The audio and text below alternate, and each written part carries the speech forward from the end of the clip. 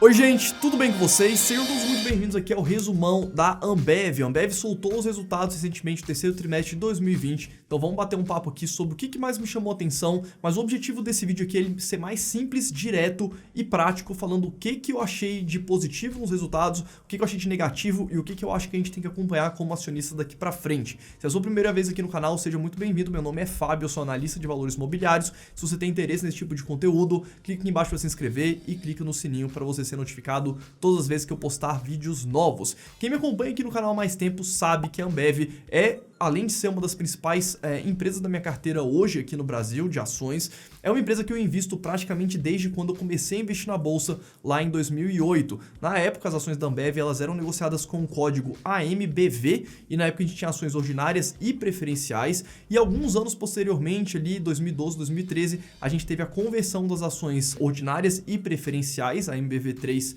e 4, em ações ABEV3. A empresa deixou de ter ações preferenciais, passou a ter só ações ordinárias numa reestruturação societária que aconteceu com a empresa. Se você quiser conhecer mais sobre a Ambev, todos os detalhes de como que a empresa é estruturada, quais são as principais linhas de receita, como que a empresa atua, vou deixar o link aqui em cima para você ir lá conhecer o vídeo que eu fiz de análise completa da Ambev. É um vídeo um pouco mais antigo, mas ele é um vídeo que está totalmente atualizado porque a empresa continua sendo a mesma empresa. E nesse vídeo aqui a gente vai falar sobre o resumão dos resultados do terceiro trimestre de 2020.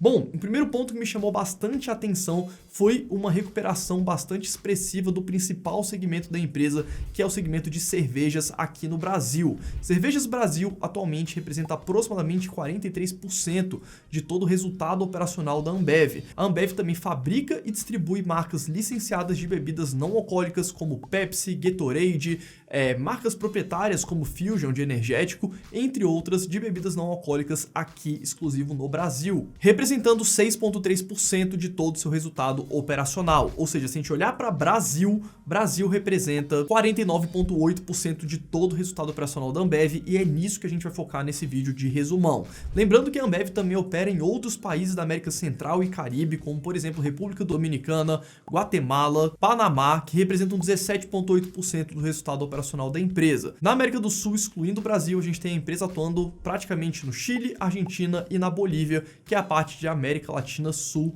que a empresa reporta os seus resultados também. Além disso, a empresa tem 16,6% do seu resultado operacional vindo do Canadá, que é um país que não é muito fácil quando a gente fala em consumo de cerveja. O consumo per capita de cervejas no Canadá vem caindo ano após ano. É um país que tem um clima muito difícil para o consumo de cervejas. Normalmente em anos onde a gente tem, como está sendo o ano de 2020, condições climáticas mais favoráveis ou anos mais quentes, o aumento de consumo de cerveja aumenta, mas a gente vê uma redução estrutural nos últimos 10 anos do consumo de cerveja per capita lá no Canadá. Então, a gente vai focar aqui basicamente nos resultados Brasil. Eu não separei cerveja e bebida não alcoólica. Eu vou reportar aqui o que eu estou falando de resultados. Vai ser basicamente o Brasil consolidado, mas praticamente quase todo esse resultado é representado pelas cervejas aqui no Brasil. A Ambev vem já há alguns anos competindo, né, com a Heineken e com as marcas que a Heineken adquiriu da Brasil Kirin alguns anos atrás. Então a Heineken hoje tem aproximadamente 20% do market share aqui no Brasil. A Ambev tem aproximadamente 60% do mercado de cervejas aqui no Brasil. E é importante lembrar que a Ambev tem marcas proprietárias como Skol, Antártica, Brahma, Walls, Serra Malte, Colorado e algumas outras marcas que ela adquiriu recentemente, enquanto outras marcas que ela fabrica e distribui, como Budweiser, Stella, Corona, são marcas da sua controladora, da AB InBev, onde a Ambev tem o licenciamento para fabricar e distribuir essas cervejas. Então todas essas marcas que eu me referi aqui agora, elas são fabricadas e distribuídas pela Ambev aqui no Brasil. A Ambev está tendo uma dificuldade que eu julgo como acionista e como analista muito mais difícil de lidar com o custo dos produtos vendidos, que vem aumentando bastante, do que diretamente com a concorrência da Heineken. A gente vê que a Ambev, desde que a Heineken comprou há alguns anos atrás a Brasil Kirin, o market share da Ambev vem basicamente se mantendo ali na casa dos 60%. Mas o que a gente vê é uma queda de margem operacional que era ali na casa dos 42% para hoje algo próximo de 30%, 32% por causa do aumento do custo de produção. A Ambev não pode repassar de uma vez todo esse custo de produção das cervejas para os consumidores, porque vai ser um aumento abrupto e normalmente os consumidores estranham isso em um curto prazo. Mas no longo prazo, eu julgo ser praticamente impossível a Ambev não repassar esses preços, mesmo que seja de forma bem lenta, nos próximos 2, 3, 4, 5 anos.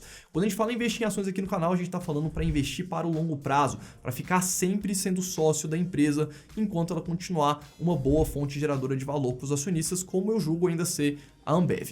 Beleza? Então vamos lá. Aqui no Brasil a gente viu um aumento de 19,8% do segmento total de volumes, tanto de bebidas alcoólicas quanto das cervejas. As cervejas aumentando 25% o seu volume de vendas em relação ao terceiro trimestre de 2019. Todos os dados que eu vou dar aqui são referentes ao terceiro trimestre de 2019. E a gente também viu um aumento de 4,3% no volume de bebidas não alcoólicas aqui no Brasil. Eu julgo, como acionista atualmente da Ambev, tem duas coisas que eu olho bastante, tá? Que é a manutenção do market share, ou seja, a empresa conseguir vender cervejas em volume em quantidades superiores ou pelo menos igual ao resto da indústria como um todo. Nesse trimestre, a Ambev não divulgou especificamente quanto que ela vendeu a mais, mas em cervejas ela vendeu praticamente um volume 25% superior ao mesmo trimestre do ano passado e informou que foi um aumento substancialmente maior do que a indústria. A Ambev não divulga exatamente quanto que a indústria cresceu, porque esse é um valor um dado que tem bastante valor. Então, normalmente ela fala se cresceu em linha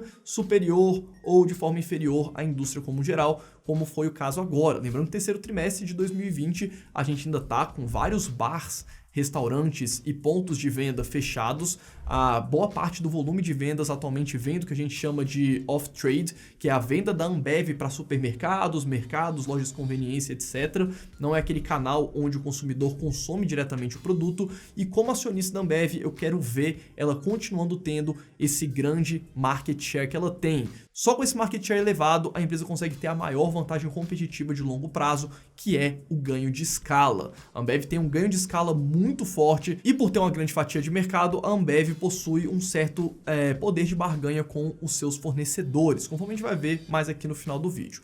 Pois bem, a receita por hectolitro da Ambev no Brasil, de uma forma geral, cresceu ali 1,2%, ou seja, a empresa praticamente não aumentou o valor do litro da cerveja vendido, né? Então ela vendeu mais através dos volumes, repassou o preço ali em 1,2%, não foi um aumento relevante, principalmente considerando a inflação do período, e o custo dos produtos vendidos cresceu 13% por hectolitro, ou seja, ela repassou o preço 1,3% por hectolitro, só que o aumento do custo de produção por hectolitro foi de 13,3%. Isso fez com que o custo dos produtos vendidos crescesse aproximadamente 35%. Por quê? Nominalmente, por hectolitro, a gente teve um crescimento de 13%, mas o volume maior, né? A empresa vendeu mais, vai ter mais custos dos produtos vendidos associados. Então a empresa está sofrendo, e não é de hoje, tá? Já de alguns anos, um aumento do custo de produção e não vem repassando o preço para os consumidores para manter o seu market share, o que eu acho que é uma estratégia bastante acertada, principalmente quando a gente pensa no longuíssimo prazo. Bom, o lucro bruto da empresa aqui no Brasil cresceu 9,8%, fechando em 3,8 bilhões de reais. Despesas com vendas gerais administrativas cresceu ali aproximadamente 9%, em linha com o aumento da inflação no período, o que fez com que a empresa reportasse um resultado operacional de 1,8 bilhões de reais, um aumento de 14,8% ano contra ano. Então, a Ambev, principalmente o que fez esse aumento, essa melhora no resultado operacional da empresa foi um aumento de volume. Então ela vendeu muito mais e tudo que pesou negativamente, como o aumento do custo dos produtos vendidos e o aumento das despesas gerais e administrativas, não cresceram mesmo tanto do que o aumento de volume, fazendo com que ela tivesse um resultado operacional melhor do que o mesmo trimestre do ano anterior.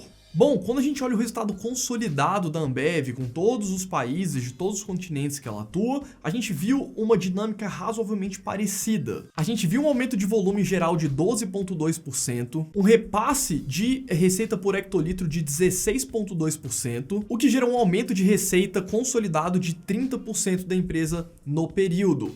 Mas esse aumento de receita, né, o aumento de volume, ele aconteceu, não tem como ser diferente. Mas o aumento de receita, a gente tem um impacto específico gerado pela hiperinflação lá na Argentina, que é importante a gente saber que vem da troca do câmbio da moeda. O custo dos produtos vendidos subiu 41,9%, porque a receita e o volume cresceram. Então, quando o volume cresce, aumenta, a empresa está vendendo mais, fabricando mais, vendendo mais, e ela tem um custo dos produtos vendidos maior. Desses 41,9%, 26% foi um aumento do custo de produção por hectolitro. Então a gente tem um aumento do CPV que veio pelo aumento do custo de produção da cerveja e um aumento porque a gente teve uma quantidade maior de venda. Fábio, por que o custo dos produtos vendidos está subindo tanto, já está subindo tanto há tanto tempo? Basicamente porque todos os insumos que a Ambev utiliza na fabricação, eles são lastreados em dólar. Então o alumínio que faz as latinhas, a gente tem açúcar que faz as cervejas, a gente tem o próprio malte, a gente tem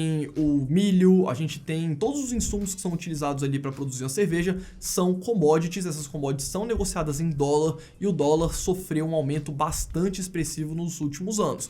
Então a Ambev, para manter o mesmo market share, manter o mesmo volume, mesmo tendo um aumento de crescimento do custo dos produtos vendidos, ela vem repassando os preços de forma bastante lenta para conseguir manter o seu volume de vendas e a sua fatia de mercado, o que eu acho que é a melhor estratégia quando o foco é o longo prazo. Lucro bruto consolidado da empresa cresceu 21,6%, a margem bruta da empresa fechou em 52,4%, 390 base points abaixo do mesmo trimestre do ano anterior. E o que é a margem bruta? A margem bruta é quanto que sobra de lucro para a Ambev, considerando só o custo de fabricação daquelas cervejas, só os custos das fábricas. Então, quando a Ambev vende, por exemplo, uma latinha de Skol para um supermercado, vamos supor, por R$1, tá sobrando de lucro para ela aproximadamente 50 centavos, né, 52 centavos, que é a margem bruta, e ela vai utilizar essa margem bruta para pagar todas as suas despesas de vendas gerais e administrativas, chegando no nosso resultado operacional. As despesas de vendas gerais e administrativas subiram 24%, também em linha com a parte superinflacionária da Argentina. Querendo ou não, a parte da América Latina Sul representa 15,8% do resultado da Ambev. A América Latina Sul já chegou a representar 25% de todo o resultado operacional da Ambev alguns anos atrás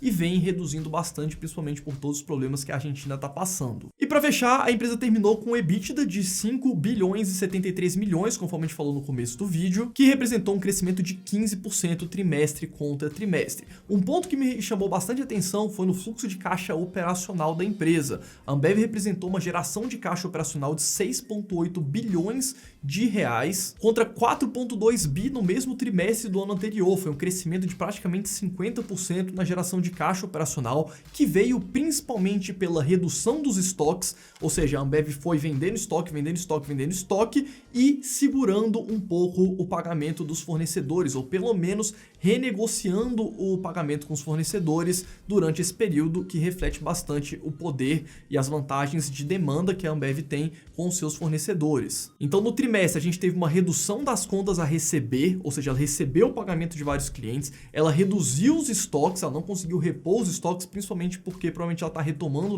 a fabricação dos estoques, e ela conseguiu postergar o pagamento dos seus fornecedores, o que gerou esse aumento da geração de caixa operacional, que provavelmente a gente pode esperar ser reduzida nos próximos trimestres, conforme a empresa consiga continuar repondo os estoques e voltando para sua normalização de capital de giro, que é esse dinheiro que fica parado que ela precisa utilizar para fazer o giro do estoque e o recebimento dos seus clientes e o pagamento dos fornecedores. Então isso foi um ponto que me chamou bastante atenção, uma geração de caixa expressiva, principalmente por causa da redução dos estoques, da redução dos valores a receber dos clientes e de um aumento das contas a pagar. Na minha avaliação, o resultado do terceiro trimestre de 2020 da Ambev foi bastante positivo, considerando todas as variáveis que a empresa está tendo que lidar nesse momento, principalmente por causa da pandemia, principalmente por ser uma indústria.